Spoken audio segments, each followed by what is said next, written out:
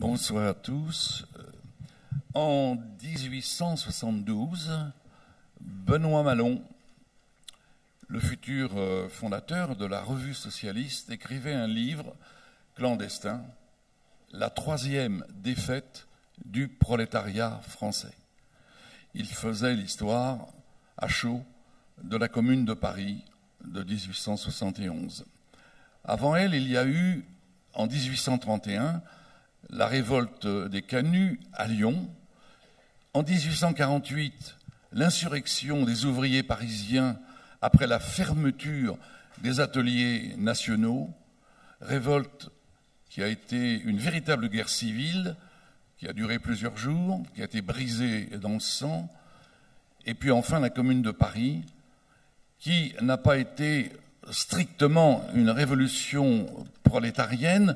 Sur ses origines et sur sa nature, on a beaucoup discuté, mais un fait est indiscutable, c'est que quand on a fait les statistiques de ceux des combattants qui ont été arrêtés, déportés, jugés, déportés, eh bien on s'est aperçu que l'immense majorité appartenait effectivement au monde ouvrier, artisans, ouvriers des petites entreprises, ouvriers des manufactures. Et on a pu estimer à 100 000 ouvriers la perte de la ville de Paris après la Commune de Paris. Donc ça a été un événement majeur, très longtemps occulté dans les manuels, mais qui aujourd'hui a retrouvé, je crois, et depuis un certain temps quand même, des historiens pour en parler dans le détail. Alors, évidemment, le XIXe siècle n'a pas le monopole de l'insurrection ouvrière ou de la révolte ouvrière, pas plus que la France. Et ce soir, nous allons parler des révoltes ouvrières, pas seulement des insurrections et des guerres civiles, mais des différentes manières de révolte qui se sont déroulées, alors principalement en France, mais il y aura au minimum un contrepoint en Italie, vous allez le voir. Pour en parler, donc, nous avons rassemblé autour de cette table qui n'est pas ronde, mais enfin, disons, Michel Perrault. Faut-il la présenter? Elle est notre présidente cette année des 17e rendez-vous de Blois. Elle est très connue, évidemment, vous la connaissez tous comme la grande historienne de l'histoire des femmes, mais peut-être tous ne savent pas, les plus jeunes notamment, que Michel Perrault a commencé sa carrière de chercheuse et d'universitaire comme une des pionnières de l'histoire ouvrière qui a véritablement démarré en France, disons, dans les années 50, et que sa thèse portait précisément sur les ouvriers en grève, dont un livre est issu, qui est un véritable livre de référence, Ouvriers en grève à la fin du XIXe siècle, dans les années 70-80. Voilà, et son dernier ouvrage s'intitule Mélancolie ouvrière, où on trouve précisément la relation entre les luttes ouvrières et l'histoire des femmes. À côté de Michel Perrault, Alessandro Stella, qui est directeur de recherche au CNRS et qui, lui, nous lui avons confié cette tâche, nous parlera d'autre chose que de la France. Il nous parlera de l'Italie et en particulier d'une révolte qui a eu lieu il y a bien longtemps, en 1378, à Florence, la révolte des Ciompi, qui précisément a fait l'objet d'un livre qui a été publié, voilà déjà un certain temps. Ensuite, nous avons deux historiens bourguignons, tous les deux en effet maîtres de conférences à l'université de Bourgogne. C'est François Jarige qui a étudié et continue à étudier une certaine forme de ces révoltes ouvrières qu'on a appelé le ludisme, c'est-à-dire ces ouvriers qui ont brisé les machines, estimant que la technique, le progrès technique, allait à l'encontre de l'emploi, du niveau de vie et des conditions ouvrières. Alors, c'est aussi peut-être un sujet de réflexion pour notre époque où l'on voit effectivement de nos jours une technologie s'emballer et qui n'est pas sans laisser beaucoup de dégâts derrière elle. Enfin, Xavier Vignat, qui est lui aussi spécialisé dans l'histoire ouvrière, donc maître de conférence à Dijon, et dont le dernier livre, je crois, s'intitule « Les ouvriers, la France des usines et des ateliers ». Voilà, donc, pour commencer, peut-être faudrait-il s'entendre sur la définition. Qu'est-ce qu'un ouvrier ? Bon, le mot vient du latin, operari, ça a quelque chose à voir avec le travail, évidemment. J'ai cherché dans le dictionnaire Robert, le grand dictionnaire historique, et j'ai trouvé cette définition, ouvrier, personne louant ses services, moyennant un salaire et effectuant un travail manuel. Donc, deux idées, le salaire, le travail manuel. Je vais demander à nos amis, mes collègues, ce qu'ils pensent de cette définition. Michel, ou peut-être vous-même? Oui, je partage cette définition, mais je pense que c'est une définition contemporanéiste qui touche donc le 19e et 20e siècle. Et auparavant, on parlait plutôt de travailleurs. Je préfère à la limite le mot travailleur puisqu'il renvoie à sa racine, travail, c'est-à-dire tripalium, instrument de torture. Puisque les ouvriers et les travailleurs ont vécu comme ça leurs tâches, puisqu'une tâche dépendante, un ouvrier est un travailleur dépendant, on peut ensuite discuter sur les salaires, puisque je pense, ayant longtemps travaillé sur l'esclavage, qu'on pourrait qualifier aussi un esclave de travailleur, d'ouvrier, payé avec les gîtes recouverts. Un salarié dit indépendant est payé par un salaire, mais on sait très bien aussi que, encore au 19e, voire au 20e siècle, il y avait des ouvriers, je parle là des femmes et des enfants, qui n'étaient pas payés individuellement. On payait le mari, le père, à leur place. Oui, ben je soulignerai dans le même ordre d'idée que, évidemment, comme toute définition générale et abstraite, une fois qu'on la met à l'épreuve de la réalité sociale, historique du passé, évidemment, cette catégorie explose. Et je dirais que l'historiographie des dernières décennies, justement, a travaillé sur cette évidence de la notion d'ouvrier et a mis en avant le fait que ce qu'on pense être les ouvriers du passé ne sont pas tout à fait ceux qu'on imagine et que les frontières du monde ouvrier sont beaucoup plus complexes. On a retrouvé le flou qui séparait les ouvriers des paysans.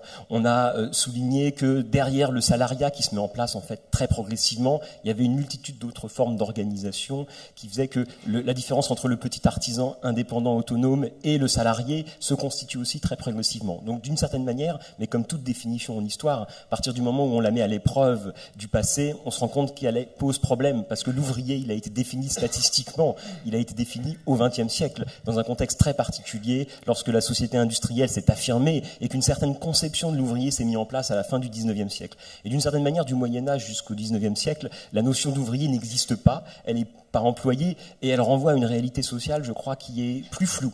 Et la force, l'intérêt d'histoire, c'est de retrouver cet exotisme des périodes passées pour un peu mettre à distance nos propres catégories habituelles. Mais c'est une évidence de le dire.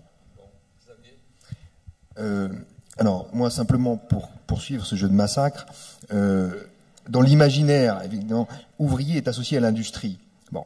Or, de fait, dans les nomenclatures telles que l'INSEE les construit, aujourd'hui, la définition statistique d'ouvrier va bien au-delà de l'industrie, puisque toute une série d'activités, par exemple, les activités dans la restauration collective ou les activités dans la manutention ou les transports, sont comptées aujourd'hui comme relevant du monde ouvrier.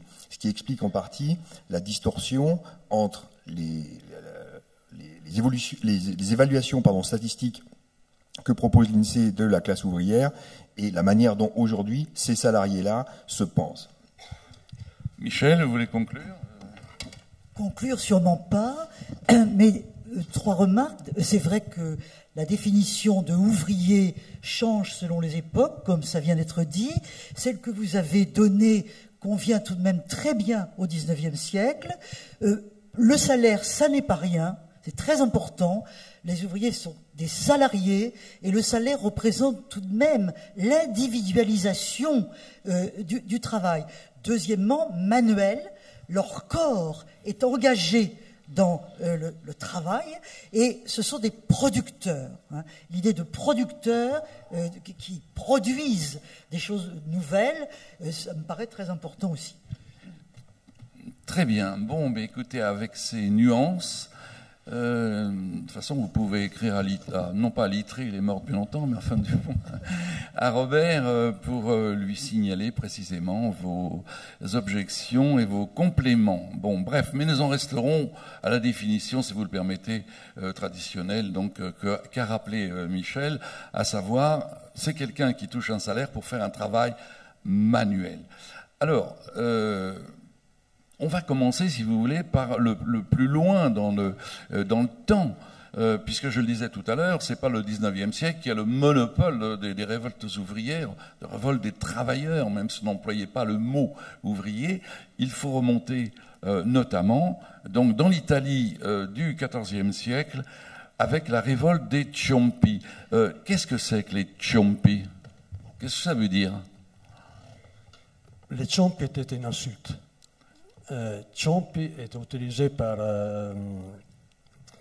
l'élite dirigeante florentine pour désigner ceux qui faisaient les tâches dans la manufacture lainière, les tâches non qualifiées, qui étaient aussi des tâches sales, dures et ingrates. Les Ciompi, c'est les boueux, quoi. C'est ça, c'est ceux qui sont dans les parias, quoi, dans la crasse. Tout à fait, c'est les parias dans la société, et ce sont les ouvriers en bas de l'échelle dans la production lainière. Et les Ciompi, c'est contre le fait d'être traités des Ciompi qui se sont d'abord révoltés. Alors il y a eu plusieurs revendications au cours de la révolte qui s'est transformée en une insurrection. Je rappelle brièvement les faits. Au cours de l'été 1378 à Florence, il y a un premier mois de grèves, de manifestations de rue, des pillages, des saccages des maisons de l'aristocratie et de la bourgeoisie florentine, qui débouchent le 20 juillet 1378 dans une véritable insurrection.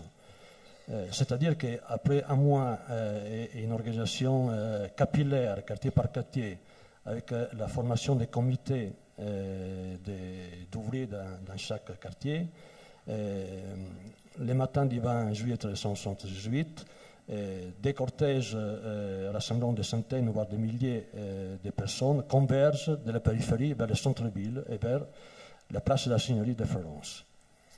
Là, pendant 3 jours, du 20 au 22 juillet, se déroule une confrontation avec les pouvoirs en place. Les Ciompi demandent la démission du gouvernement, des échevins, et la satisfaction d'une série de revendications, dont notamment le droit d'association, le droit qu'à l'époque on appelait corporation, des meilleurs salaires et des meilleures conditions de travail. C'est une véritable insurrection qui a lieu pendant ce jour, puisqu'à la fin, les Ciompi arrivent à prendre les paris de la Signorie et à chasser les échevins en place. Leur conquête du pouvoir dure un peu plus d'un mois, puisqu'à la fin du mois d'août, leur action s'est organisée. Ils ont réussi à retourner un des leaders de la révolte et les artisans des corporations minières qui s'étaient ralliées aux Ciompi. Et là, la répression prend fin à la fin août. Les bilans est assez sanglant. Il y a quelques 40 ou 50 morts dans les affrontements de rue, une dizaine de condamnations à mort et plusieurs exécutés, décapités, et quelques autres dizaines de condamnations à mort et ou au bannissement. Qui étaient donc les Ciompi? C'était les ouvriers de base de l'industrie lainière qui était l'industrie principale de Florence à cette époque-là.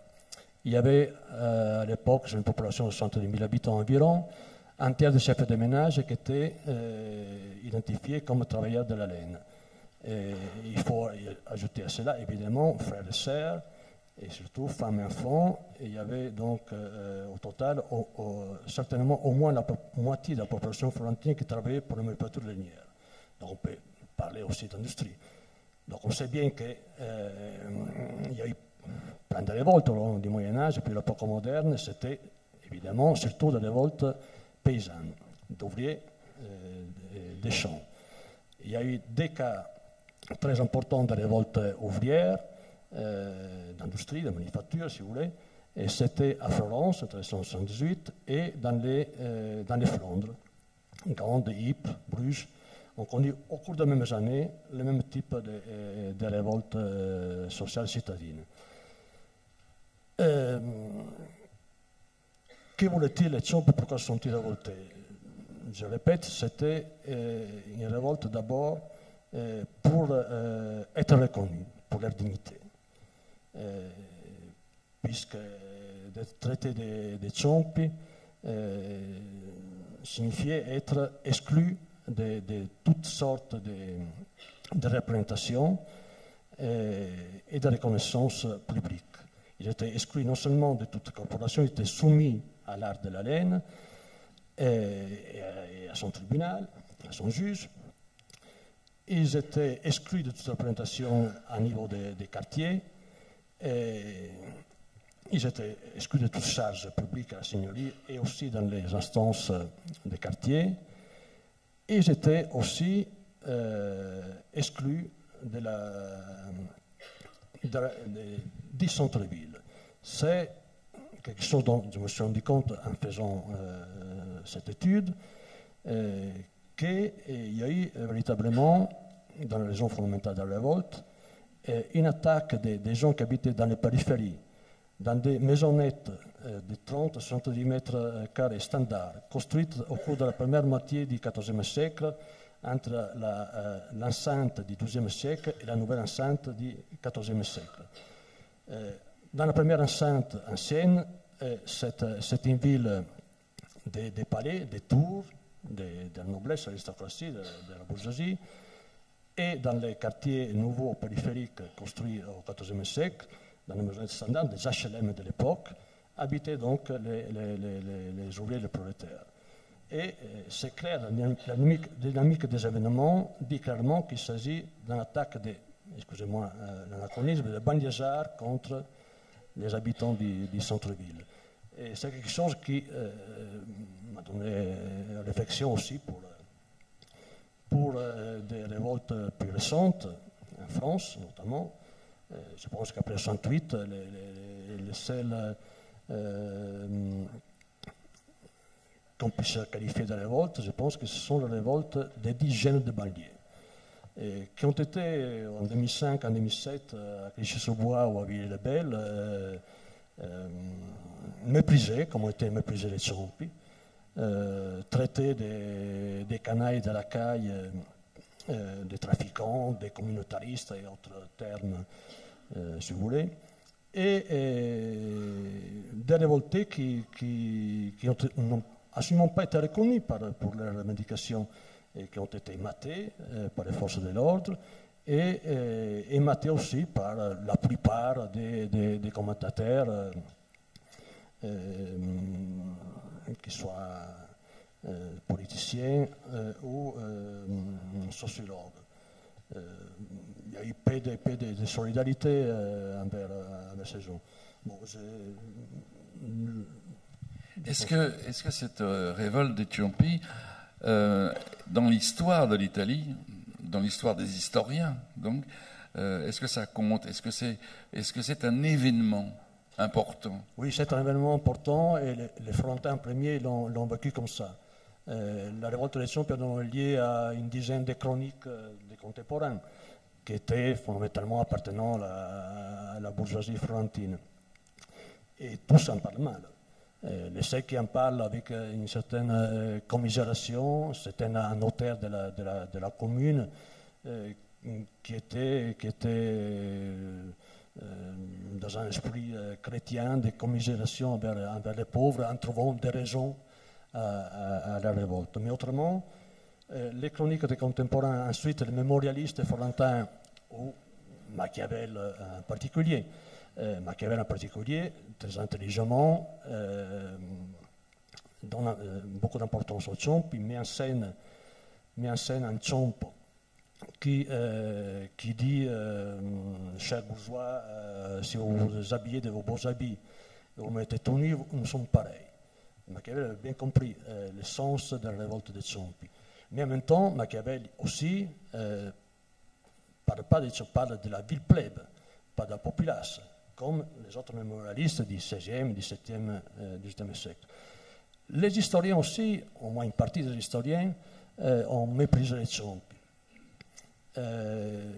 Certains, surtout des historiens américains, n'y ont vu qu'une explosion irrationnelle, incompréhensible, un imbroglio florentin, on l'appelait. Disons que ce n'était pas possible d'envisager qu'il pouvait y avoir une lutte des classes dans la Florence, une ville très harmonieuse où les relations sociales étaient fondées sur le paternalisme et le clientélisme à la Médicis. Donc il a fallu attendre la fin du XXe siècle, puisque aussi d'autres historiens on y a une capacité de pensée et d'action au Ciompi. On vit derrière une manipulation de quelques oligarques à leur fin qui fait bouger les foules pour ses fins de faction. Et ça, je trouve que ça relève toujours d'un profond mépris des classes que j'appelle classisme et qui est aussi ancien que le racisme. Voilà, c'est ce que vous avez bien montré et dans votre livre, dans votre propos, et dans l'article que vous avez publié dans la revue L'Histoire. On est étonné, c'est vrai, de voir que dès le XIVe siècle, la lutte des classes existait et qu'il y avait des révoltes ouvrières. Alors, ces révoltes ouvrières, je m'adresse à Xavier Vignat, évidemment, elles ont des motivations multiples. Et j'aimerais bien que vous nous parliez de ces motivations. Pourquoi, au fond, c'est le titre de notre rencontre, en soi, pourquoi des révoltes ouvrières, hein? Pourquoi on se révolte? Alors, pourquoi on se révolte? Je pense qu'on se révolte parce qu'on a toujours de bonnes raisons de se révolter. En tout cas, ces ouvrières et ces ouvriers qui se révoltent, en se révoltant, en opérant une transgression, courent un vrai risque. Au minimum, ça peut être une sanction, un licenciement, et parfois c'est beaucoup plus grave, les répressions, la mort. Et donc, si ces hommes et ces femmes choisissent de courir un risque, c'est qu'ils estiment que cette situation-là est intolérable et qu'elle doit changer. Alors, qu'est-ce qui doit changer? Et il doit changer, il y a une réaction dans la révolte, et il me semble qu'il y a également une dimension affirmative. Et les deux choses travaillent en permanence ensemble. Cette réaction, c'est d'abord à une domination, toujours. Et cette domination, elle peut être économique. Le plus souvent, c'est évidemment la question du salaire qui domine, c'est-à-dire que le salaire est insuffisant, mais dans un certain nombre de cas, quand le salaire est abaissé, parce que les patrons évoquent une déflation, à ce moment-là, il y a une réaction extrêmement vigoureuse des ouvriers qui ont le sentiment qu'une espèce de contrat moral est rompu de manière unilatérale. Le travail peut être mal organisé ou peut leur être ôté. Bon, et François en reparlera, mais ce phénomène-là, il court pendant les 2 siècles. Dans les années 30, il y a les marches de chômeurs, par exemple. Bon.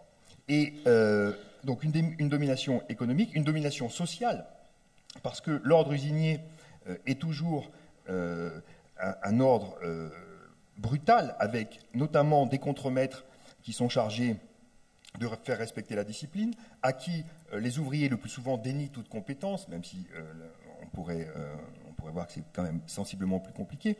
Mais Michel Perrault connaît bien ça. Il y a toutes les pratiques de cuissage qu'imposent un certain nombre de contremaîtres aux ouvrières, et évidemment qui cristallisent de temps en temps des révoltes. Et puis, il y a une domination politique dont parlait un peu Alessandro, c'est-à-dire cette question de ne pas compter, d'être considéré comme de la canaille, de la ville Populo. Minuto Populo. Voilà. Et la ville multitude dont parlait Thiers, le fait de ne pas compter, c'est aussi une forme de domination et une forme de mépris de classe contre lesquels les ouvriers peuvent se mobiliser.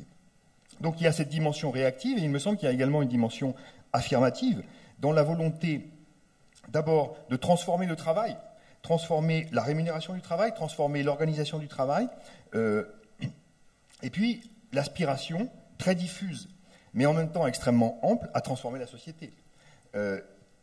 On pourrait dire que au XIXe et au XXe siècle, dans toutes ces formes très, très éparses de révolte ouvrière, travaille l'idée qu'un autre régime doit s'installer, dans lequel les producteurs auraient toute leur place.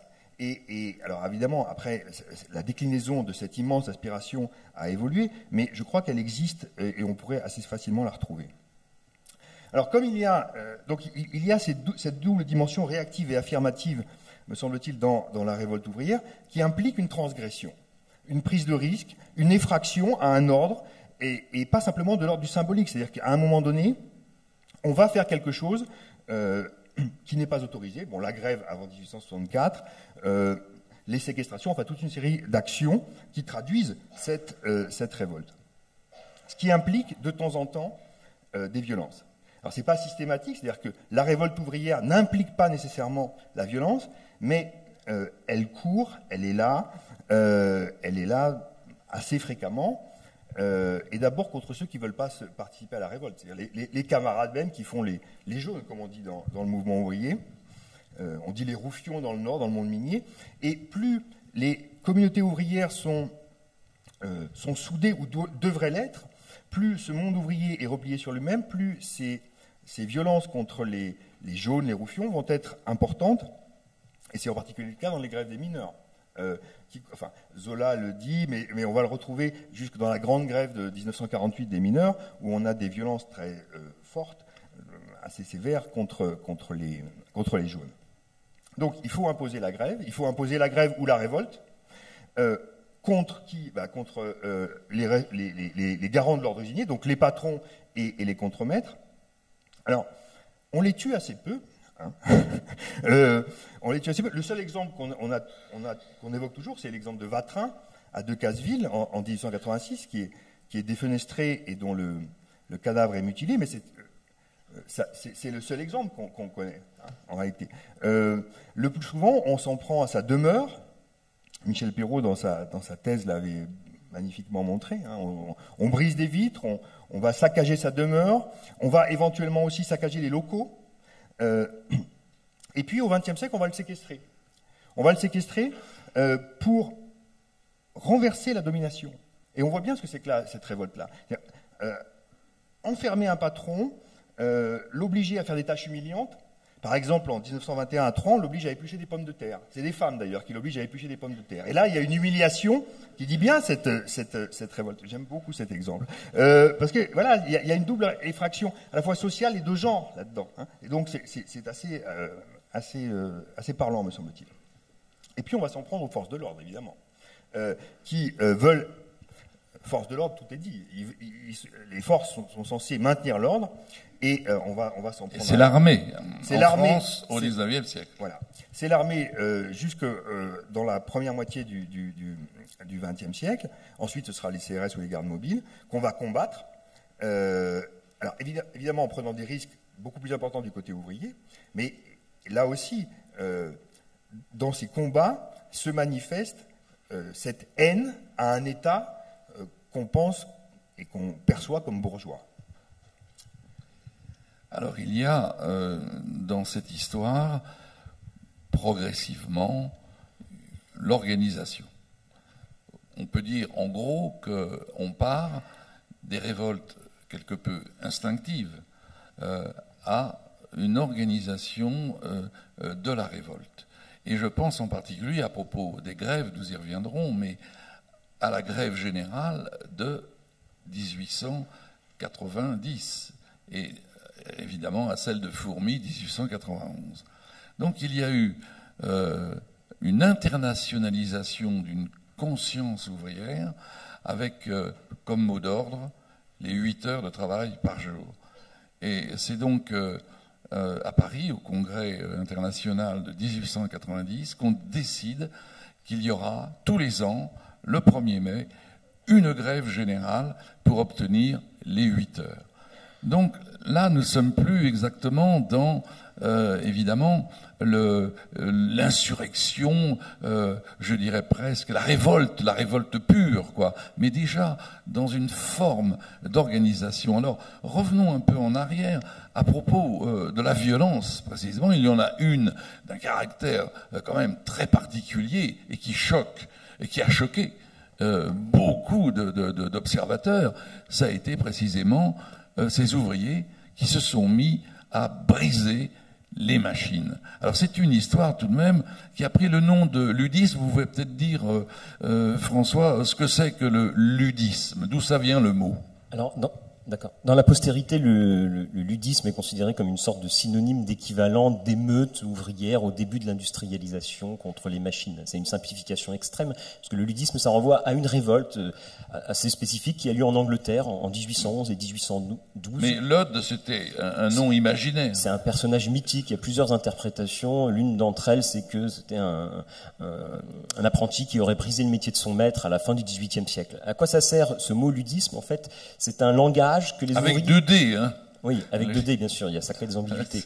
Mais le ludisme, en fait, c'est une stratégie d'action de la part des ouvriers. Le ludisme, en fait, c'est une multitude d'actions très dispersées dans les régions textiles, dans les grandes régions industrielles anglaises. Ces ouvriers dispersés ont besoin de construire une unité à leur mouvement pour donner du poids à leurs protestations. Et d'une certaine manière, parler de ludisme, ils envoyaient des lettres de menaces aux patrons, ils s'adressaient aux autorités en signant Ned Ludd, le grand justicier. Ils ont utilisé cette figure mythique pour donner une unité à un mouvement qui n'en avait pas. Et donc pour effrayer le pouvoir en place, et donc pour essayer de faire advenir leur discours dans l'espace public. Donc d'une certaine manière, le ludisme, c'est un phénomène très spécifique qui, par extension, mais ça c'est une histoire en fait qui naît surtout au XXe siècle, en est venu à qualifier tous ces phénomènes de bris de machines qui sont, alors parmi la multitude de raisons possibles de se révolter pour les ouvriers, il y en a une parmi beaucoup d'autres qui n'est pas la plus importante au début de l'industrialisation, qui est précisément cette mécanisation du travail. Donc comme vous me donnez la parole, je vais en dire un mot. Et donc ces révoltes qui m'ont intéressé, et si on s'intéresse à la question qui nous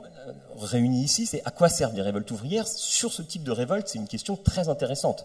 Donc j'aimerais essayer de dire 2-3 mots sur à quoi servent les bris de machines. D'autant plus que c'est une question qui a préoccupé très tôt les contemporains. Juste une petite citation pour commencer. Michel Chevalier, un économiste ancien saint-simonien, en 1848, après différentes émeutes qui ont lieu au lendemain de la Révolution de février 1848, Michel Chevalier publie un article pour dire que ces émeutes sont le cri désespéré d'ouvriers illettrés qui n'ont pas compris que sans les machines, ils ne seraient que des esclaves. Dans cette brève formule, on a ce qu'on disait aussi précédemment sur le fait que d'emblée, ces émeutes sont disqualifiées dans l'espace public par ceux qui ont la capacité d'écrire et de porter un jugement sur ces révoltes. Donc d'une certaine manière, ces révoltes, pour les contemporains, ne servent à rien. C'est-à-dire que ces révoltes sont une sorte de résurgence d'archaïsme, de barbarie, de manifestation de l'illettrisme de ces ouvriers. Ce qui est compliqué, c'est que précisément en février 48, parmi ces ouvriers qui détruisent des machines, il y a des ouvriers typographes qui, au lendemain de la Révolution, détruisent des presses mécaniques à Paris, comme ils l'avaient fait au lendemain de la Révolution de juillet 1830. Or, les ouvriers typographes, ce sont des ouvriers lettrés. Donc, on ne peut pas renvoyer leur révolte à une simple archaïsme, à une simple barbarie. Hobsbawm, qui avait l'un des premiers étudié ces briseurs de machines, disait « On considère en général que les briseurs de machines sont comme des animaux de laboratoire qui réagiraient au courant électrique. » En réalité, et c'est ce que toute l'historiographie des 30-40 dernières années a eu tendance à montrer, en tout cas ceux qui se sont intéressés à cet objet, c'est qu'au contraire, ces émeutes ont servi à de très nombreuses choses. Et donc, on pourrait faire une typologie d'à quoi servent ces révoltes. Je ne vais pas vous faire un résumé de l'histoire de ces révoltes, de ces bris de machines. C'est un phénomène qui... ça commence en Angleterre. À partir des années 1770-80 en Angleterre. En France, le 14 juillet 1789, des ouvriers du textile brisent des machines à Rouen. C'est un phénomène plus ou moins sporadique dans les régions industrielles qui commencent à se mécaniser au début du 19e siècle, dans les régions lainières notamment, les tondeurs de draps dans l'industrie lainière, ceux qui arrivent à la fin du processus de production pour tondre, ceux qui étaient des travailleurs bien payés, des travailleurs manuels qualifiés, sont remplacés assez rapidement par une série d'innovations techniques qu'on appelle les tondeuses à Verviers en Belgique, dans le Yorkshire en Angleterre, dans le Languedoc notamment en France. Et donc ces révoltes concernent une assez grande diversité de secteurs d'activité, essentiellement dans le textile, mais aussi dans quelques métiers artisanaux, comme les imprimeurs et comme quelques autres. Et donc ces révoltes sont un phénomène sporadique qu'on trouve dans différents endroits, entre les années 1780 et les années 1840. Alors, juste en deux mots, à quoi servent ces révoltes? Je dirais qu'elles ont une pluralité de fonctions dans l'espace public du premier 19e siècle. Elles servent d'abord pour les ouvriers eux-mêmes. En fait, pour moi, loin d'être des espèces de résurgence de barbarie inutile, ces révoltes ont participé en réalité d'un processus de négociation socio-technique. On pourrait appeler ça comme ça. Ces révoltes ont été des modes de négociation. Et la révolte, évidemment, et la violence dans la révolte n'intervient. C'est la face émergée de l'iceberg, en fait. Il y a plein d'autres manières de négocier ce changement technique. Si vous me permettez, concrètement, oui. Comment ça se passe? Alors, en janvier 1819, à Vienne, petit centre textile de l'Isère, pardon, donc à Vienne dans l'Isère, les ouvriers tondeurs de draps apprennent que l'un des principaux fabricants de la ville a acheté à l'un des gros fabricants de tondeuses une machine textile. Cette machine doit être importée. Il y a des rumeurs qui circulent. Les ouvriers se réunissent à la périphérie de la ville pour décider des modes d'action les plus efficaces. Le ministre de l'Intérieur, le préfet et le maire de la ville sont préoccupés par cette affaire. Il y a des correspondances sur ce sujet et les autorités décident de faire accompagner l'arrivée de la machine de nuit par une escorte de gendarmerie pour éviter que des troubles n'aient lieu. D'autant plus qu'on est en 1819, c'est-à-dire quelques années après les révoltes ludites de 1811-1812 qui sont connues en France et qui ont effrayé les autorités. Et dans la correspondance, d'ailleurs c'est intéressant, le ministre dit il ne faudrait pas que ces événements ludites se reproduisent en France. Et donc la gendarmerie accompagne la machine. Pour des raisons, pour différents problèmes, je rentre un peu dans le détail, pour différents problèmes, la machine n'arrive pas au moment prévu, et au lieu d'avoir une grande escorte, il n'y a que 2 gendarmes. Et donc la machine va être assaillie par la population qui se regroupe, qui s'attaque aux gendarmes, qui enlève les pièces de la machine qui étaient démontées dans une boîte, et qui jette cette machine dans la rivière. Et donc il y a dans les jours qui vont suivre, et il y a une relative impunité dans le contexte, puisqu'en fait la majorité de la population viennoise soutient les insurgés et soutient la population. Dans les jours qui vont suivre, il va y avoir des arrestations assez nombreuses. Ce que je peux juste souligner pour terminer, c'est que les ouvriers ont été pour l'essentiel acquittés. Il n'y a pas de répression très vive. Et d'ailleurs, à cette époque-là, ces révoltes ouvrières sont assez peu réprimées. Pourquoi ? Parce que, précisément, la mécanisation n'est pas une évidence. La mécanisation fait l'enjeu d'une discussion, d'un débat. Les petits fabricants soutiennent leurs ouvriers parce qu'ils sont tous contre les innovateurs, ces industriels qui, en introduisant des machines, risquent de perturber les relations à l'intérieur de la place de fabrique. Les autorités elles-mêmes sont méfiantes. D'ailleurs, le maire de la ville de Vienne avait convoqué l'industriel qui voulait mécaniser en lui disant « C'est trop dangereux de mécaniser dans le contexte actuel, nous vous demandons de reporter votre décision. » Et donc, les autorités elles-mêmes craignaient, en fait. C'est-à-dire que la mécanisation au début du XIXe siècle, ce qu'il ne faut pas perdre de vue, c'est que c'est un processus incertain. Hein. Le progrès technique tel qu'on le conçoit aujourd'hui se met en place peu à peu, progressivement. Et donc, c'est un phénomène très incertain. Donc, d'une certaine manière, la première... À quoi servent les révoltes ouvrières? Ces révoltes servent, je crois, à négocier. Et ce que disent un certain nombre d'historiens qui ont étudié ce phénomène, c'est que ces révoltes ont effectivement contribué à négocier l'industrialisation, à atténuer, à imposer des accommodements, en quelque sorte, entre les industriels mécanisateurs et les autres. Alors, je ne vais pas continuer parce que j'ai plus le temps. Mais la réaction est tout de même très négative de la part des intellectuels, de la part tout à fait. Des dirigeants du mouvement ouvrier, enfin des socialistes, etc. Alors, je terminerai juste là-dessus. Justement, il y a une autre utilisation de ces révoltes ouvrières qui dans l'espace public, c'est que ces révoltes vont être instrumentalisées de multiples manières par différents acteurs, différents intellectuels dans l'espace public. Ça va être d'abord utilisé par les patrons eux-mêmes. C'est-à-dire que les patrons vont utiliser ces révoltes pour se présenter comme des héros, comme des martyrs. C'est-à-dire que pour mécaniser, il faut être courageux. Regardez cette haine des ouvriers pour la mécanisation. Et on trouve dans la correspondance des patrons avec les autorités des demandes de soutien, des demandes d'aide. Et parfois, ils exagèrent la menace pour obtenir des soutiens. Donc il y a une sorte d'utilisation et d'usage aussi indirect de la révolte comme d'un spectre. Et on construit une caricature de la révolte. On construit une révolte sanguinaire, violente, qu'on exagère pour obtenir des soutiens des autorités. De la même manière, on pourrait étudier de près l'usage que les premiers économistes, que l'économie politique en train de se mettre en place, fait de ces révoltes. Jean-Baptiste Say, en 1803, dans son traité d'économie politique, consacre un chapitre à la mécanisation et décrit des révoltes ouvrières, décrit des bris de machines, décrit notamment les émeutes qui ont eu lieu à Rouen en 1789. Et qu'est-ce qu'il dit ? Il dit, c'est la preuve que les ouvriers sont stupides, que les ouvriers n'ont pas compris le fonctionnement du système économique, le fonctionnement de l'industrialisation qui commence à se mettre en place en promouvant la mécanisation et la hausse de la productivité. Et donc, ils utilisent en fait ces révoltes pour justifier l'économie politique. Il ne faut pas oublier qu'au début du XIXe siècle, l'économie politique, c'est une science très discutée, très incertaine, très marginale, qui n'est pas du tout institutionnalisée encore. Donc, d'une certaine manière, les économistes eux-mêmes utilisent ces révoltes pour justifier leur science et l'imposer dans les espaces de pouvoir. Voilà. Donc il y a une multitude d'usages. Mais alors, le courant de ludisme, donc s'éteint à peu près au milieu du XIXe siècle. Pourquoi ça ne s'arrête pas? Pourquoi ça s'arrête plutôt? Pourquoi ça s'arrête après 1848? Alors, c'est une vaste question. Alors, non, mais ça s'arrête jamais complètement, mais c'est ce qu'on dit. C'est-à-dire que les répertoires d'action changent en profondeur dans la deuxième moitié du XIXe siècle au fur et à mesure de l'invention de nouvelles pratiques de protestation, de nouvelles formes. Hobsbawm disait que dans la première moitié du XIXe siècle, la rébellion était quasiment obligatoire. On est dans une période d'interdiction des grèves, de répression militaire assez forte des grèves, de misère sociale très prononcée. Et donc, d'une certaine manière, dans ce cadre-là, il y a assez peu d'autres possibilités que la révolte. Mais ce qu'il faut bien souligner, c'est que la révolte intervient toujours au terme d'un processus complexe. Avant la révolte, il y a des pétitions, des textes, des marches, différents modes d'action. La révolte qui est la plus spectaculaire, parce que c'est elle qui laisse des traces dans les archives judiciaires et qui laisse des traces policières. Donc, c'est elle qu'on voit. Mais derrière cette révolte, il y a toujours une multitude d'autres actions qui ont été rendues invisibles, en quelque sorte, par le mode même d'analyse, de production des sources de l'historien. Donc pourquoi ça s'arrête après 48? C'est une vaste question. Je dirais que la confiance dans la technique se renforce. Les transformations internes du monde ouvrier font que les ouvriers deviennent maîtres des techniques, essayent de devenir maîtres des techniques selon une multitude de dispositifs de réappropriation du changement technique au profit de leur cause. Et c'est l'histoire du socialisme. Le socialisme, c'est quoi? C'est la neutralisation et l'évacuation de la question de la technique du débat public en considérant que le problème n'est pas la technique, le problème est les usages sociaux qu'on fera de la technique.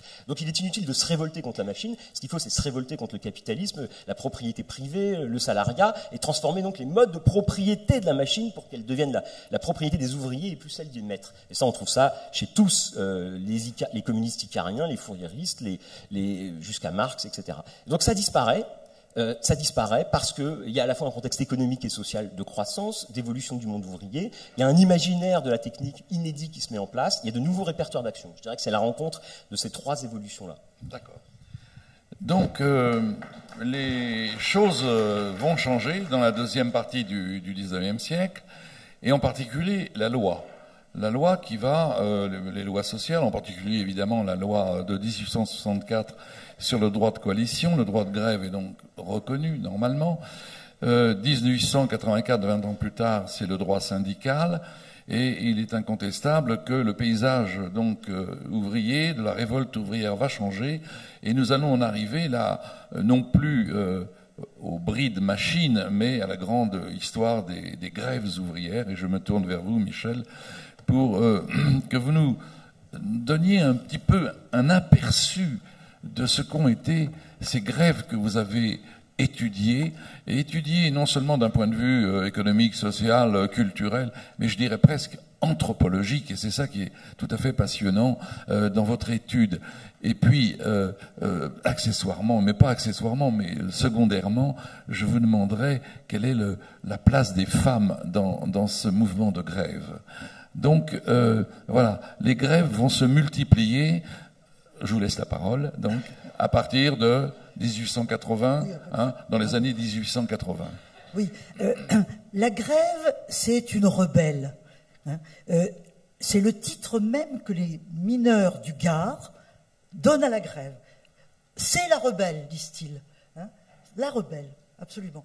C'est-à-dire l'arrêt du travail, ce que la force des ouvriers c'est ça. C'est que c'est eux qui portent sur leurs épaules la production. C'est pour ça que cette conscience de production est tellement importante.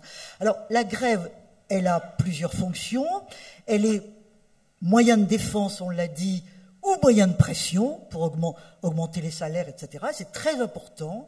Les ouvriers manifestent très tôt un sens de la conjoncture, un sens du bon moment pour faire quelque chose qui précède les syndicats.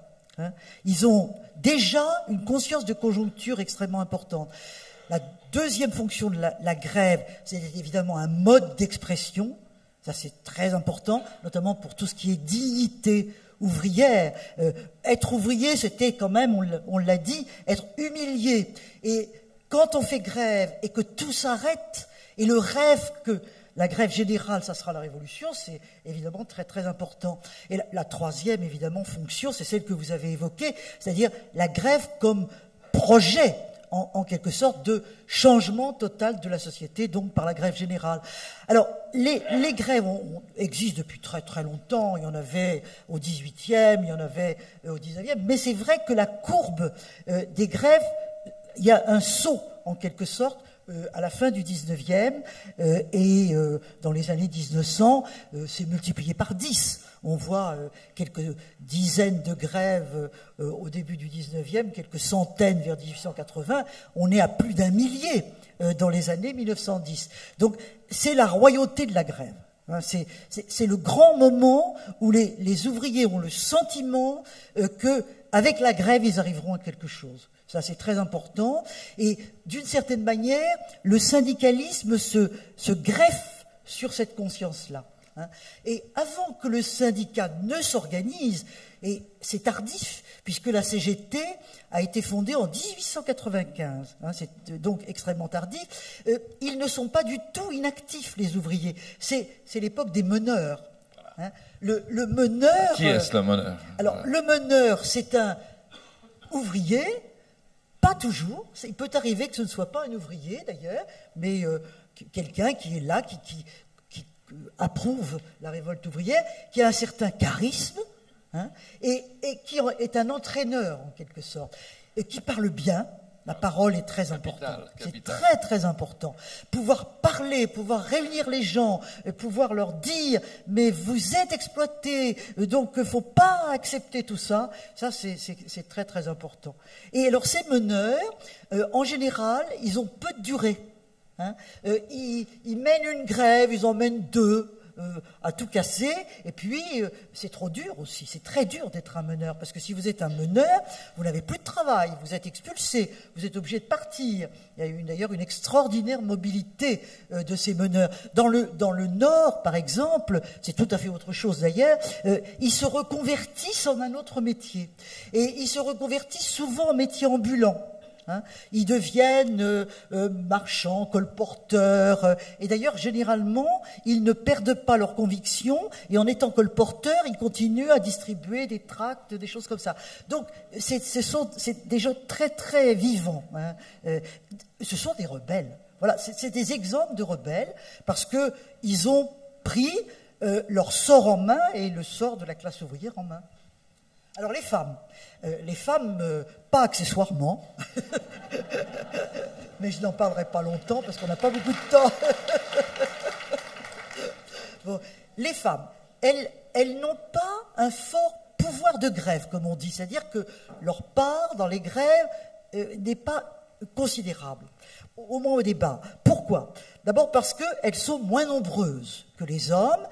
Il faut bien savoir que le monde ouvrier lui-même ne tenait pas à ce que les femmes deviennent ouvrières. Elles l'étaient, mais elles l'étaient à une certaine période de leur vie, quand elles étaient jeunes, de 12 ans à 17, 18 ans, c'est quand même pas mal, et puis mariage, un enfant arrive, on arrête, bon. Et l'idéal ouvrier, c'est une ménagère. D'avoir une ménagère à la maison, c'est l'équilibre, au fond, de la famille ouvrière qui est comme ça. Donc, les femmes sont moins nombreuses, et deuxièmement, ça va un peu ensemble, on ne tient pas à ce qu'elles fassent grève. Franchement, la grève est un acte viril. Hein. C'est la virilité ouvrière qui s'exprime dans la grève. Et pour les femmes, bon, ceci dit, elles l'ont fait quand même. Hein. Exemple, la femme dont je parle, Lucie Beau, qui est une femme. Mais ce qui est très intéressant dans le cas de Lucie Beau, c'est qu'avant qu'elle ne mène les grèves de Voiron en 1905, de Visil en 1906, qui est une grève tout à fait importante, eh bien, elle est veuve. Tant que son mari a vécu, en plus, son mari était garde champêtre. Alors, il était peut-être un peu du côté de l'ordre, quand même. Hein. Elle a été une mère de famille, elle avait 3 enfants, elle était ouvrière, tisseuse, mais elle ne disait rien. Son mari meurt, c'est très triste, je pense qu'elle est très triste. Il avait 20 ans de plus qu'elle, hein, bon, et 2 ans après, mais qu'est-ce que je dis 2 ans après? 6 mois après, la voilà meneuse de syndicat, déléguée ouvrière, meneuse de grève, etc. Donc, voilà un petit peu pour la place des femmes dans les grèves. Quelques petites remarques comme ça. Ceci dit, juste pour terminer, il y avait quand même, parmi les ouvrières avant 1914, il y avait 2 catégories de femmes qui étaient grévistes, c'est plus que les autres, les ouvrières des tabacs, parce que les tabacs, c'était des manufactures d'État, et qu'il y avait une certaine sécurité de l'emploi, elles étaient moins réprimées qu'ailleurs, incontestablement, et deuxièmement, les ouvrières, justement, du textile du Sud-Est. Hein. Ces ouvrières qui étaient dans les couvents de la soie, dans les manufactures de la soie, elles étaient souvent assez originales. Bien. Roger Vaillant a écrit un livre qui s'appelle toujours, du reste, quand on le trouve, 325 000 francs. Ces 325 000 francs, c'était l'argent qu'il fallait à un ouvrier du plastique du côté d'Oyonnax, dans le Jura, qui voulait s'échapper de la condition prolétarienne. Donc c'est un grand gaillard, costaud, qui travaille beaucoup, qui a déjà des économies, et s'il arrive à mettre de côté 325 000 francs, il pourra acheter une station-service avec un snack-bar. Bien. Alors on le voit travailler comme un fou, multiplier les heures supplémentaires et aussi les cadences, parce qu'il est payé à la pièce. Et plus il fera de pièces, et plus il sera payé. Jusqu'au moment où, voulant aller encore plus vite, il va enlever la grille de sécurité. Et alors évidemment, ça va beaucoup plus vite et il fait encore beaucoup plus d'heures et de gains jusqu'au moment où il se coupe les mains. Morale de l'histoire, il va sans dire, implicite, Roger Vaillant, membre du Parti communiste dans les années 50, nous dit, ou dit aux ouvriers, ou à ses lecteurs en tout cas, qu'il n'y a pas de solution individuelle. Voilà. Pour s'émanciper, il faut se grouper, soit dans le syndicat, soit dans le parti, dans les deux même. Et c'est la leçon, par conséquent, qu'il faut entendre quand on lit ce roman, qui est d'ailleurs un de ses meilleurs romans, qui est tout à fait remarquable, parce que le résumé que j'en ai fait est vraiment très schématique, mais la leçon, je crois, est assez forte, n'est-ce pas ? Pas de solution individuelle. Alors cela nous amène dans un deuxième tour de table, si vous voulez, à nous poser des questions du rapport entre la révolte ouvrière, la condition ouvrière et l'engagement politique. Quels sont effectivement, à quel moment arrive cette articulation, je dirais, entre la révolte, pour toutes les raisons que nous avons dites, et l'idée que cette révolte ou ces révoltes doivent déboucher sur une action avec une finalité peut-être révolutionnaire. Voilà. Alors, on peut reprendre le cas de l'Italie pour commencer, puisque en sautant évidemment les siècles, là on n'est plus au XIVe siècle, il y a eu en Italie, après la Première Guerre mondiale, des grèves restées fameuses, en 1919, 1920, et Ensuite, il y aura les années 60 où on reverra encore des grèves ouvrières, des révoltes ouvrières très, très importantes. Est-ce que vous pouvez évoquer précisément ces années-là? Alors d'abord, les années d'après-guerre, les grandes grèves, et en quoi elles sont originales? Oui. Ce qu'on appelle en italien, en Italie, les biennio rosso, sont les 2 années 1919-1920, au cours desquelles, commençons par des grèves et des manifestations de rue, on débouche sur des occupations d'usines et des occupations des champs, de latifondium. Oui, ça c'est très original en Europe, enfin en Italie. C'est original en Italie, mais c'est un phénomène européen, puisque le même phénomène a cours, c'est après la Première Guerre mondiale, c'est après la révolution bolchevique, et donc très influencé par ces événements, et c'est un phénomène européen. C'est surtout en Italie, en Allemagne et en Hongrie qui se produisent la plupart des grèves, des occupations et des formations des conseils ouvriers. Qu'en italien, on va les appeler consigli di fabbrica, conseils d'usine, et qui se veulent l'expression non pas des syndicats, mais de tous les ouvriers, de la base ouvrière. Et ce sont des délégués d'entreprises qui sont censés contrôler et diriger l'entreprise dans une optique d'autogestion. Donc voilà, tout de suite, il y a un projet politique derrière qui se forme et qui aura un impact formidable en Italie. En août 1920, il y aura 300 grandes usines de l'Italie du Nord, entre Turin, Milan et Gênes, occupées par les ouvriers, aux mains des ouvriers. Des ouvriers qui sont attaqués parce qu'en même temps qu'il se développe le mouvement socialiste qui deviendra communiste par la suite, il y a le mouvement fasciste qui se développe en réaction au mouvement ouvrier. À part l'histoire des Fiume et la Dalmatie, les escadrons fascistes se forment comme escadrons pour mater les révoltes ouvrières. Et les principales actions des fascistes sont contre les syndicats, des partis socialistes, des Case del Popolo, cercles ouvriers, etc.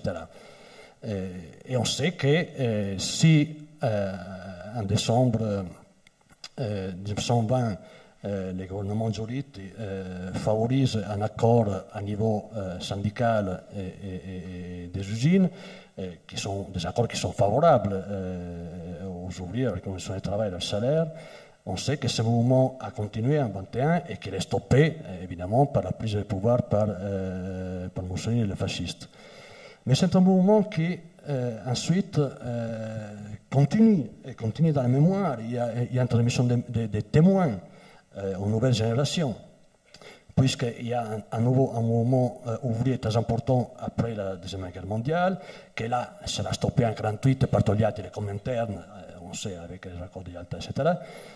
Et un mouvement qui est surgi à nouveau avec les mêmes formes et surtout les consigli di fabbrica qui sont réformés comme une réplique en remplaçant les comités d'entreprise en 68-69. Bon, ça avait commencé déjà en 67. Et donc, déjà en 69, il y a tout un grand mouvement d'occupation d'usines qui se termine là aussi, à la fin de 69, par un accord général des contrats collectifs pour les métallurgistes, les textiles, etc., favorable aux ouvriers. Contrairement au biennio rosso de 1919-1920, en Italie, ce mouvement continue. Le renouvellement du contrat des métallurgistes et des textiles, en particulier en 1973, donnera lieu à nouveau à un vaste mouvement de grève d'occupation d'usines, à Fiat et Mirafiori en particulier. Et c'est un mouvement qui sera de plus en plus politisé, innervé par des militants révolutionnaires, et qui aura une suite aussi en 1977, avec un mouvement que les sociologues ne sont pas mis d'accord, qu'ils ont eu du mal à le définir, et qu'on appellera génériquement un mouvement du prolétariat jeune, aussi bien ouvrier qu'étudiant. Puisque déjà en 68, il y avait, au-delà de la formation des conseils d'usine, il y a eu la formation en critique des gauches, des syndicats et du Parti communiste, la formation des assemblées étudiants ouvriers, la formation des comités de base, la formation des collectifs qui s'appellent de différentes façons, mais qui généreront une continuité d'un esprit révolutionnaire à l'intérieur des luttes ouvrières. Moi, je n'ai là-dedans. Je suis né, j'ai trempé, j'étais happé, envoûté par le mouvement ouvrier, et en particulier, j'étais à peine adolescent. Le 19 avril 1968 a eu lieu un épisode symbole, emblématique du mouvement ouvrier de ces années-là. Après plusieurs mois de grèves et de manifestations de rue, les ouvriers de Marzotto, entreprise textile de Valdagne, province de Vicenza, où je suis né, avaient tenu tête aux forces de l'ordre, avaient attaqué la maison du patron et avaient surtout, le soir du 19 avril, abattu, tiré au sol, la statue en bronze de 4 mètres du patron, Gaetano Marzotto, qui trônait sur la place du village. Cette image m'avait absolument marqué. C'est après que j'ai lu Marx. Avant, j'étais happé par cette image, qui était claire, il n'y a pas besoin de discours. Les ouvriers, comme tout le monde sait, il a fallu attendre le XXe siècle pour trouver des écrits d'ouvriers. Mais les messages, l'action était très parlante, claire. Et moi, ça m'avait pris. Et ça m'a tellement pris que je me suis mis dedans corps et âme à partir de 14-15 ans, à plein temps, en suivant l'évolution de ce mouvement jusqu'à ses expressions plus violentes. J'ai suivi ce qu'on a appelé une dérive militariste. J'ai fait partie des groupes qui ont prôné la lutte armée. Je l'ai faite sans arriver aux extrêmes de l'homicide politique comme d'autres. Je suis allé, j'ai passé par là. Mais c'était plus de risques, comme disait Xavier, quand on se révolte, il y a des risques. Et donc moi, je n'ai heureusement jamais tué personne, mais par contre j'ai perdu 5 de mes meilleurs amis dans cette révolte qui se voulait une révolution. Merci de votre témoignage, Alessandro. Alors,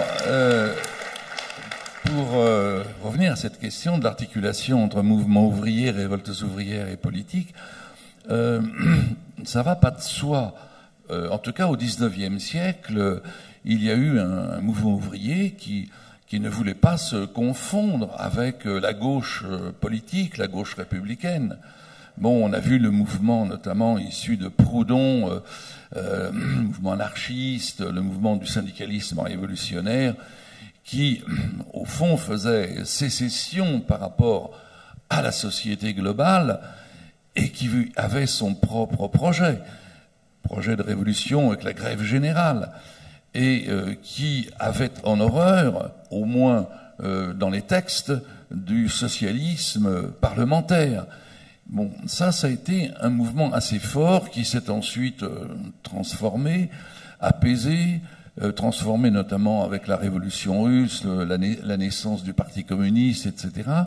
Et je me tourne vers vous, Xavier, pour vous demander, pour le XXe siècle, qu'est-ce qui s'est passé alors? Est-ce qu'il y a eu enfin cette rencontre durable? Parce qu'au XIXe, les républicains en 48 tiraient sur les ouvriers.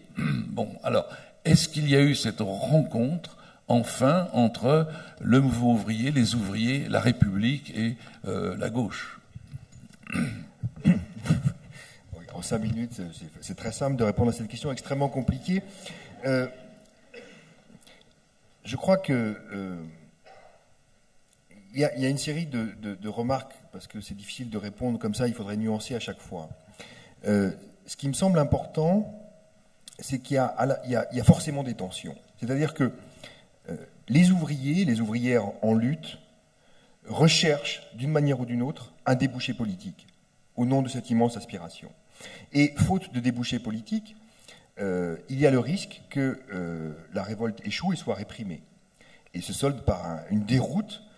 C'est 1848, c'est 1871, mais c'est 1919-1920, puisque faute de débouché politique à ce très vaste mouvement de grève, par exemple, dans les compagnies de chemin de fer, il y a plus de 18 000 licenciements. Donc c'est une véritable hécatombe. C'est la situation contemporaine également, où faute de débouché politique, faute de relais politique, la gauche étant au pouvoir, paraît-il, il n'y a pas de reprise de tout cela. Et donc il y a cette aspiration-là. Il y a cette aspiration-là qui fait que on espère, le monde ouvrier espère, la classe ouvrière espère, qu'une fois qu'elle arrivera au pouvoir, sa situation va durablement s'améliorer. Et c'est vrai qu'à cet égard, les conquêtes du Front populaire, parce qu'elles coïncident pour la première fois avec la présence au pouvoir de socialistes, l'exercice du pouvoir leur appartient, il y a cette immense mémoire des conquêtes du Front populaire. Mais dans le même temps, il y a le risque toujours à subordonner la révolte à des objectifs politiques, les organisations syndicales ou les organisations politiques canalisent la lutte, voire la freinent, voire la condamnent. Toujours sous le Front populaire, Roger Salengro, ministre de l'Intérieur, expulse des ouvriers grévistes étrangers. Plus intéressant, me semble-t-il, parce que c'est un moment que je trouve absolument fascinant, la période 44-47, où, à la suite de la libération, où la gauche est hégémonique dans le pays, le Parti communiste, la CGT et la SFIO découragent, condamnent les grèves. Et alors qu'on a ces épisodes de comité de gestion en Italie comme en France, ces épisodes où, dans un certain nombre d'usines, notamment dans le sud du pays, à Marseille, à Lyon, etc., on a de véritables expériences d'autogestion ouvrière, la gauche au pouvoir n'en fait rien. Et la CGT ne promeut pas cette expérience-là. Et donc, parce que la priorité, c'est la bataille de la production. Et on a ces phrases extraordinaires aujourd'hui, et qui étonnent toujours les étudiants quand on leur en parle, où la CGT et le Parti communiste condamnent les grèves jusqu'au printemps 47. Donc, on va retrouver ça à de multiples reprises. Quand la gauche est au pouvoir, qui est censée représenter le monde ouvrier et le défendre, elle ne veut pas des grévistes. Elle ne veut jamais des grévistes. Et l'épisode peut-être à mes yeux, le plus tragique, c'est enfin, plus que tragique, profondément révoltant, c'est la grève des mineurs de l'automne 48. Parce que les mineurs qui se mettent en grève à l'automne 48, ce sont ceux qui étaient considérés comme les héros patriotiques. Ceux qui avaient les premiers mené la grève contre l'occupant allemand en mai-juin 1941 dans le Nord, avec 100 000 mineurs en grève et 250 déportations. Ces mêmes mineurs, quand ils se mettent en grève à l'automne 48 pour protester contre des décrets Lacoste qui leur rognent le statut des mineurs, qu'est-ce qui va se passer? Le pouvoir va prétexter des opérations de sécurité, je n'ai pas le temps d'entrer dans les détails, pour envoyer l'armée dans les corons et faire reprendre le travail.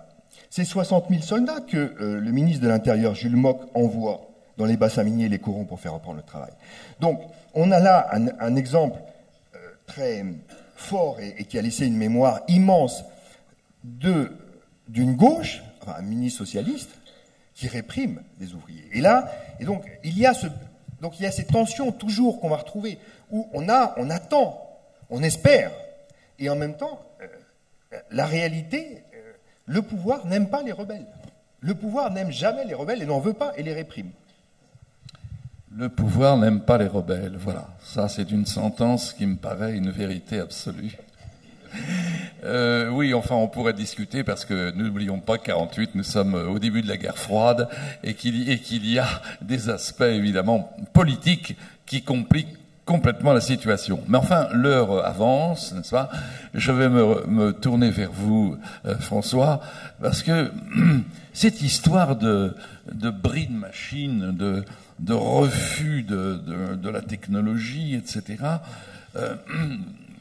c'est pas comme ça que vous direz que vous avez dit, mais enfin, je résume d'une manière lapidaire, elle a une certaine actualité. Je lisais, je relisais ces quelques mots de Bernanos, qui a écrit un livre pendant la guerre qui paraîtra en 1945, La France contre les robots. Et il faisait le procès précisément d'une technologie qui envahit tout, qui écrase tout, par les mots suivants. La paix venue, vous recommencerez à vous féliciter du progrès technique. Paris, Marseille, en un quart d'heure, c'est formidable. Car vos fils et vos filles peuvent crever. Le grand problème à résoudre sera toujours de transporter vos viandes à la vitesse de l'éclair. Et puis plus loin, quelque chose d'assez profond que vous avez repris du reste, une citation que vous avez repris dans votre article. Lorsque j'écris que les destructeurs de la machine à tisser ont probablement obéi à un instinct divinatoire, je veux dire qu'ils auraient sans doute agi de la même manière s'ils avaient pu se faire alors, par miracle, une idée nette de l'avenir. Donc, en quelque sorte, ils auraient été des prophètes, n'est-ce pas, des gens qui avaient vu, n'est-ce pas, cette excroissance incroyable de la machinerie, du machinisme, qui aujourd'hui casse tant d'emplois. Alors, il y a eu un débat aujourd'hui là-dessus, en particulier dans un livre récent qui est tout à fait passionnant entre Julliard et Michéa, qui s'appelle « La gauche et le peuple ». Et alors, il s'agit de savoir qui est coupable là-dedans, si c'est la technique ou autre chose.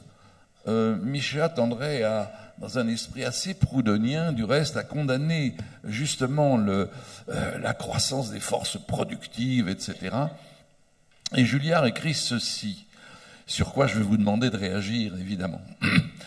Selon les auteurs et les époques, on a loué le machinisme parce qu'il économise la peine des hommes, ou on l'a dénigré parce qu'il les prive de leur emploi.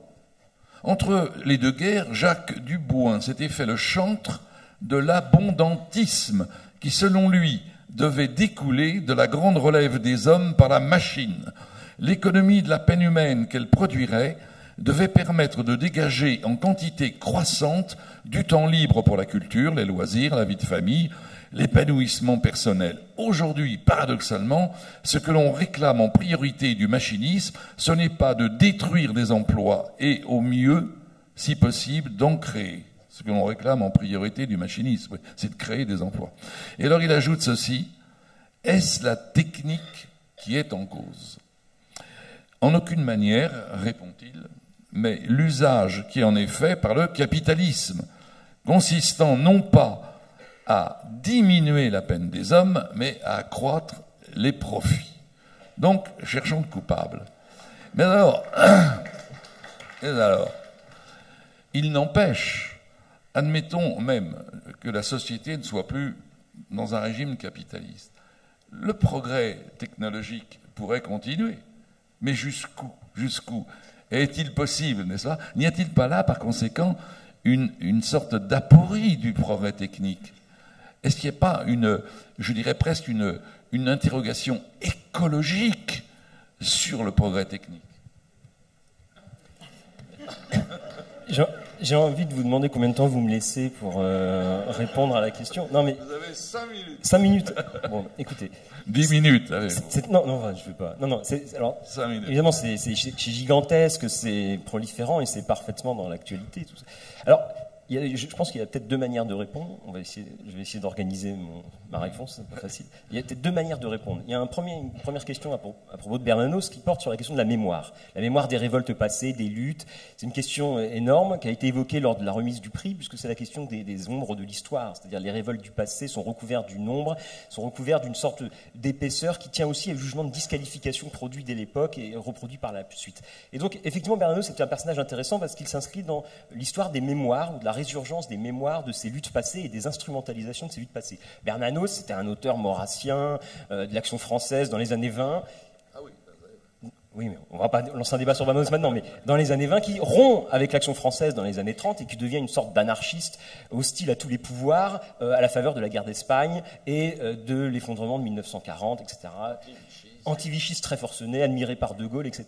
Et il va publier ce texte à la Libération en 46, il meurt je crois en 47 ou 48. C'est très mal vu. Hein. Alors, ce qui est très intéressant chez Bernanos, c'est que Bernanos est un anarchiste qui va s'opposer à tous les pouvoirs. Parmi les pouvoirs qu'il détecte à cette époque-là, il y a le pouvoir de ce qu'il appelle la machine, c'est-à-dire le pouvoir d'une économie productiviste qui aboutit à des impasses, à des contradictions. Et ce texte, quand il va être publié à la Libération, va être accueilli avec une froideur terrifiante. Bernanos va faire des conférences et il sera parfaitement incompris, alors qu'on est au lendemain de Hiroshima et Nagasaki et que la question de la technique fait l'objet d'une intense discussion dans l'espace public après 1945, mais très rapidement ça va être recouvert. Hein. C'est l'époque où Günther Anders, Jacques Ellul publient leurs travaux sur la technique. Et d'une certaine manière, Bernanos relève de cette réflexion intellectuelle qui commence à prendre en charge la question de la technique de façon intense. En fait, ça commence dans l'entre-deux-guerres. Hein. Il y a toute une série de penseurs de la technique. Alors, mais je ne sais pas si j'ai réussi en fait à organiser ma réponse. Je vais essayer quand même. Mais il y a une première réponse que je vous ferai, c'est que la technique. Vous avez commencé en disant que les ouvriers étaient contre la technologie. Bon, ils n'étaient pas contre la technologie puisque la technologie d'ailleurs n'existait pas. Hein. La technique n'existait pas. Il y a quelque chose peut-être qu'il faut tout simplement rappeler. La technique comme catégorie unificatrice pour désigner toute une série d'objets, d'artefacts, de machines permettant de... Qu'est-ce qu'une machine? Qu'est-ce qu'une technique? C'est une manière de médiatiser notre rapport au monde, d'une certaine manière. Les techniques, ça renvoie à un monde très divers. Au XVIIIe siècle, le mot technique n'était présent nulle part. On ne parlait pas de technique, on parlait des arts et métiers. Ça renvoyait à une grande diversité. Le mot technique rentre dans les dictionnaires au milieu du XIXe siècle. Le mot technique comme une catégorie englobante. Donc je pense qu'on est envahi on baigne dans un monde technicien. Notre langage est façonné par la technique. Et donc on a tendance à oublier que les acteurs du passé n'étaient pas imprégnés par ce même imaginaire. Donc la première réponse, les ouvriers ne s'opposaient pas à la technologie en général, ils s'opposaient à des machines, des dispositifs qui étaient accusés de renforcer les disciplines, de créer de la misère, de remettre en cause les équilibres sociaux qui s'étaient constitués progressivement. Donc il y a toute une raison pour critiquer les techniques qui ne sont pas une critique de la technologie comme catégorie abstraite. Alors, donc ça serait une première réponse. Il y a une histoire de la mémoire de ces révoltes, puisqu'en fait, je dirais qu'à chaque moment où la technologie a été mise en débat, au moment de la grande crise des années 30, la technologie du capitalisme industriel, il y a les abondantistes, mais il y a aussi beaucoup de doutes sur la technologie. Orwell écrit des choses fascinantes dans Le Quai du Vigan, où Orwell essaie de définir ce qu'il appellerait un socialiste sans la machine.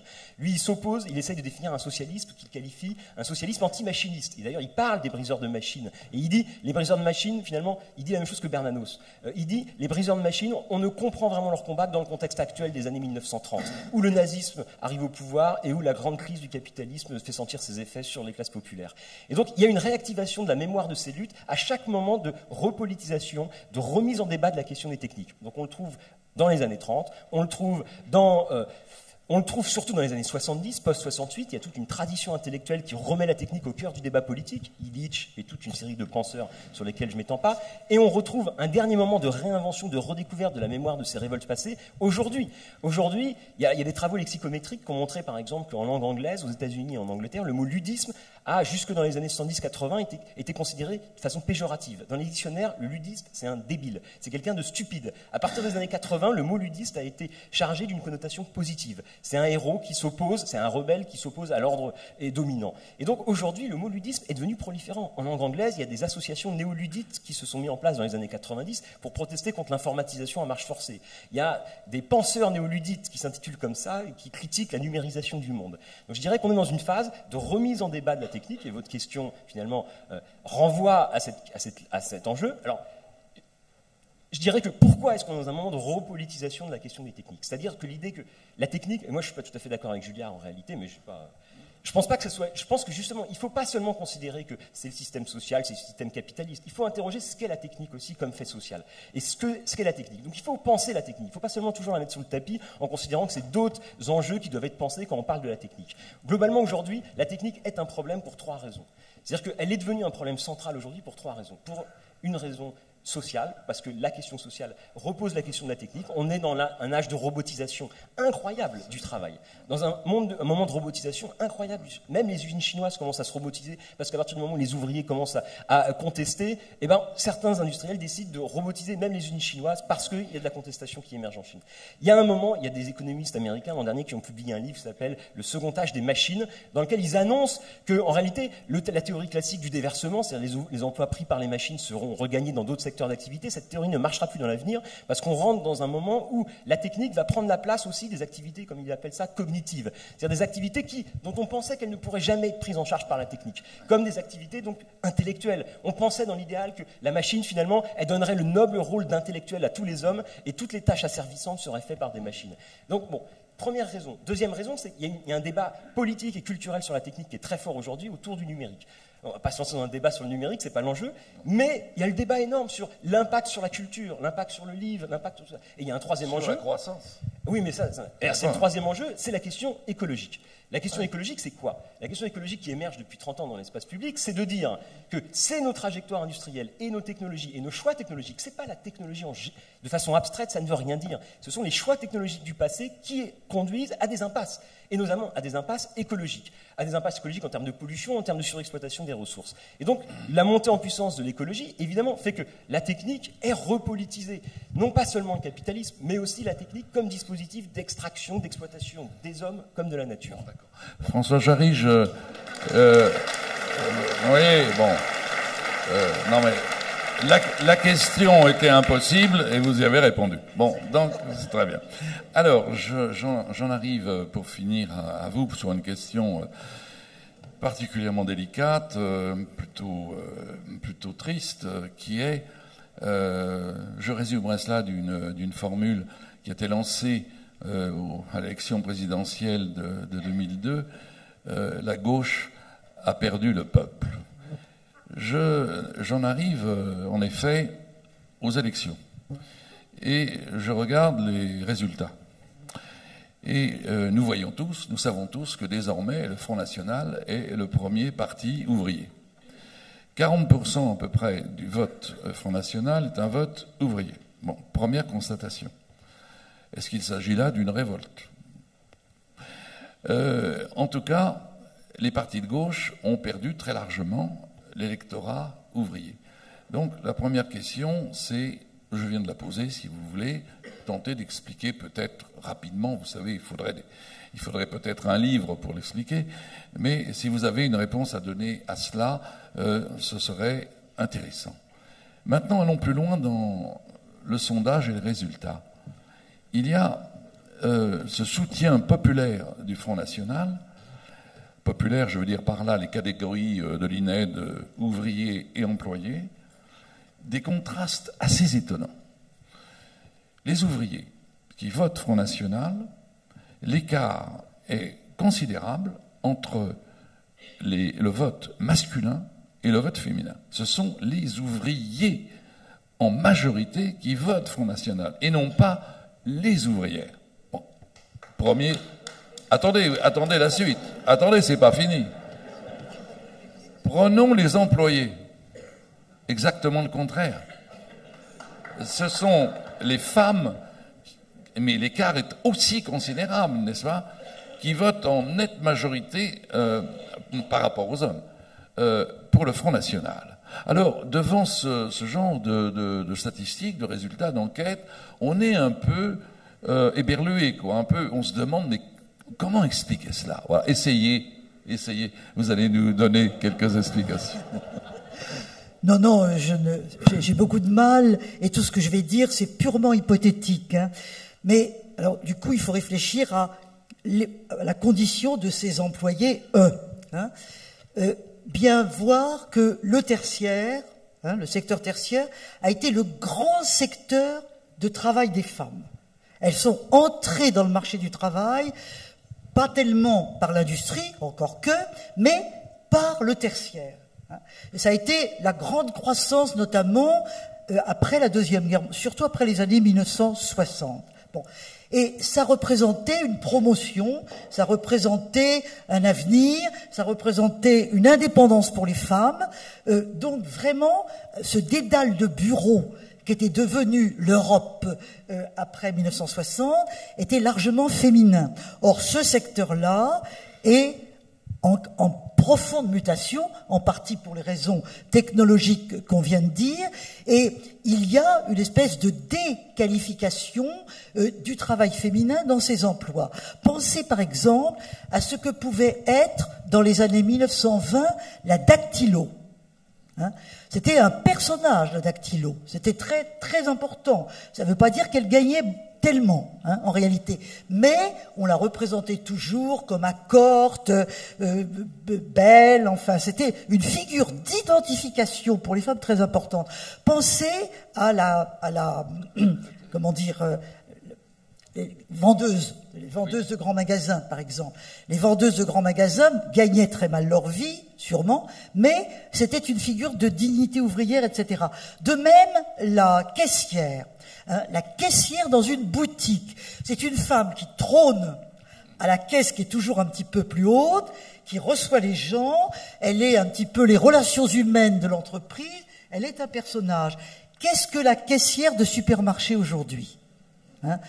Ça n'est pas la même chose. Autrement dit, il y a une perte d'identité, de respect important dans tout ce secteur des employés femmes.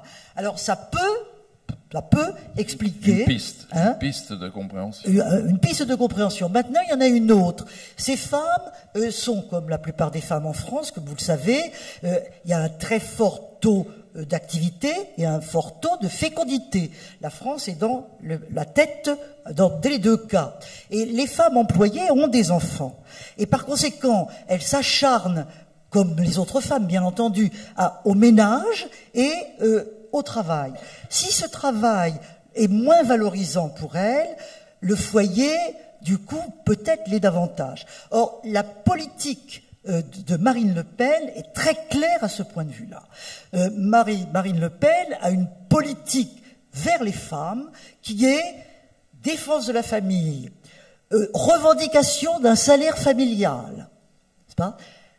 Autrement dit, vous resterez chez vous, mais vous serez payé, ce qui veut dire que vous ne perdrez pas sur le plan économique et que vous serez valorisé. Ça, c'est quelque chose que des femmes en déshérence dans leur métier peuvent peut-être entendre. Je me souviens, dans les années 70, dans le féminisme, on avait beaucoup discuté de ces problèmes. Moi, j'ai appartenu à des groupes où on avait mis ça au programme. Il y avait un bouquin d'une Américaine qui s'appelait Selma Jones sur le salaire à la maison, et on avait beaucoup discuté là-dessus. Est-ce que c'est bien, après tout, les femmes, elles font un travail gratuit, donc si on les paye, on va reconnaître la valeur de ce travail. Certaines étaient pour, y compris parmi les féministes. Mais d'autres disaient, mais si vous payez les femmes à la maison, elles ne participeront plus à la sociabilité, à la société, et du coup, elles vont se replier sur elles-mêmes. Et Simone de Beauvoir avait montré l'importance du travail salarié pour les femmes. Je pense que ces problèmes-là sont sans doute au cœur de la question que vous venez de poser. Je vous remercie. Quel peut être le mot de la fin? Est-ce que c'est fini, les révoltes ouvrières? Fini? On n'en a plus? Bien sûr que non, bien sûr que non. Je voudrais quand même dire un mot sur les ouvriers qui votent Marine Le Pen. Mussolini aussi avait repris des arguments des partis socialistes et avait même réussi à allier à lui certains syndicalistes anarchistes. Marine Le Pen aujourd'hui joue le même jeu de façon marine, en jouant surtout sur la destruction du projet collectif porté par les mouvements ouvriers.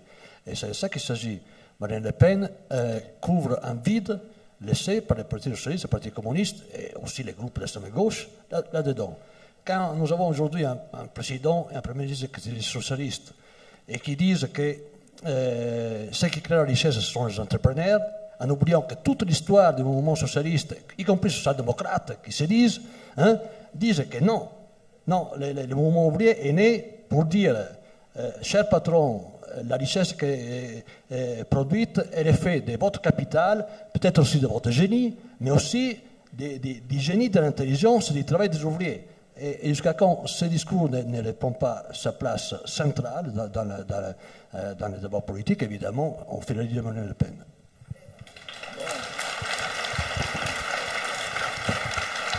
Un dernier mot? Oui, simplement, sur la fin des révoltes ouvrières, d'abord, des révoltes ouvrières, il y en a encore en France et en Europe occidentale tous les jours pour sauver les emplois. Bon. Le sens de ces révoltes a évidemment changé, mais elles existent et on aurait tout intérêt à les suivre et à pas les dénigrer. Premièrement. Deuxième remarque, dans tous les pays qui sont en industrialisation massive, se produisent des révoltes ouvrières gigantesques. Il y a 400 millions d'ouvriers en Chine, il y a plusieurs dizaines de milliers de grèves chaque année, avec une énergie, une violence face à une exploitation qui est absolument délirante, qui est pire que celle qu'on a connue au milieu du XIXe siècle. Bon. Et donc, ces révoltes ouvrières, elles sont nos contemporaines. Et on a tout intérêt à les regarder. Voilà, je vous remercie de votre attention.